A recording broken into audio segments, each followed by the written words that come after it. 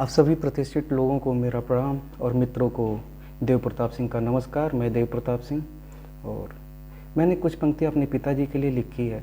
और जैसा कि मेरा बचपन पिताजी के साथ ही बीता है, तो आप लोग जानते हैं बच्चा जब पिताजी के साथ पलता है तो कैसे पलता है। जब छोटे बच्चे को भूख लगती है तो वो माँ माँ चिल्लाता है, लेकिन मेरा क्या था कि जब मुझे भूख लगती थी और तब भी मैं बाप बाप चिल्लाता था, और जब मुझे मार लगती थी तब भी मैं बाप बाप ही चिल्लाता था। बट एक समाज में एक पिता का कद कितना ऊंचा हो सकता है, इसकी हम मात्र कल्पना कर सकते हैं। अगर आपको लगे कि मैंने अपनी पंक्तियों से उस चीज़ को थोड़ा बहुत छूने की कोशिश किया है, आप सबका प्यार मिले।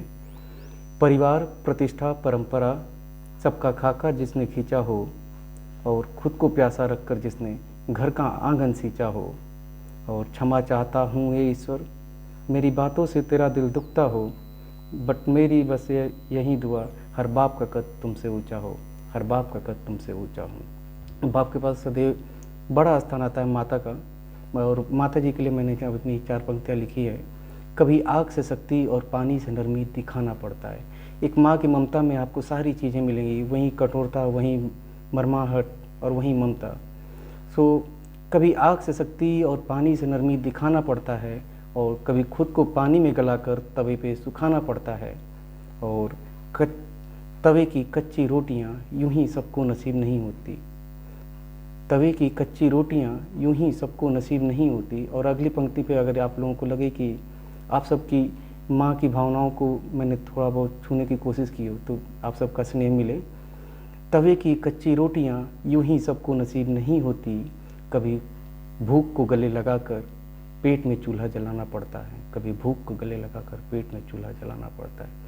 एक माँ अपने बच्चों को खिलाने के लिए कितनी रातें भूखी रहती है, यह केवल एक माँ ही जान सकती है। और आप तब उस चीज़ को समझेंगे जब आप खुद एक बाप बनते हैं। और जैसा कि अभी राम मंदिर बनने जा रहा है, तो राम मंदिर के लिए कुछ पंक्तियाँ, कभी जिसके लिए वो नाम थे, कभी जिसके लिए वो नाम थे, आज उसी के लिए वो धाम है। और जिनकी आस्थाओं में कभी नहीं दिखे, आज उन्हीं की आस्था राम है, आज उन्हीं की आस्था राम है। और धारा 370 जब हटी थी, और रिसेंटली अभी 15 अगस्त गया है, तो उस पर मैंने अपनी कुछ पंक्तियाँ लिखी।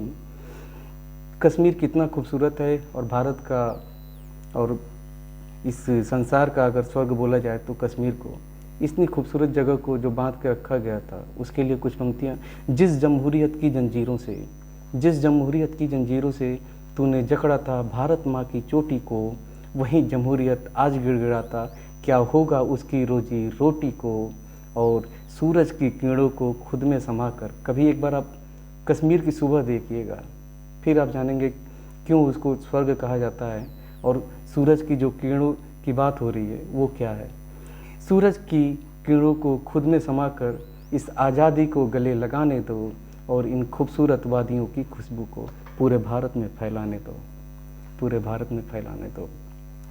और समुंदर एक बूंद में समाने को तैयार है, समुंदर एक बूंद में समाने को तैयार है, अब तू बता क्या मुझे आजमाने को तैयार है। और जल रहा है सूरज आग में जलते जलते, जल रहा है सूरज आग में जलते जलते, अब तू बता क्या मुझे जलाने को तैयार है, अब तू बता क्या मुझे जलाने को तैयार है। और थक गई उंगलियां तेरे आने के दिन गिनते गिनते, थक गई उंगलियां तेरे आने के दिन गिनते गिनते, नादान थे चले गए दिल को यूं समझा लिया, नादान थे चले गए दिल को यूं समझा लिया, अब ये बता फिर मुझे रिझाने को तैयार है, अब ये बता फिर मुझे रिझाने को तैयार है। और धड़क रहा है मेरा दिल, धड़क रहा है मेरा दिल आखिरी सांस के बाद भी, धड़क रहा है मेरा दिल आखिरी सांस के बाद भी, अब तू बता तोड़ कर वादा वापस आने को तैयार है, अब तू बता तोड़ कर वादा वापस आने को तैयार है।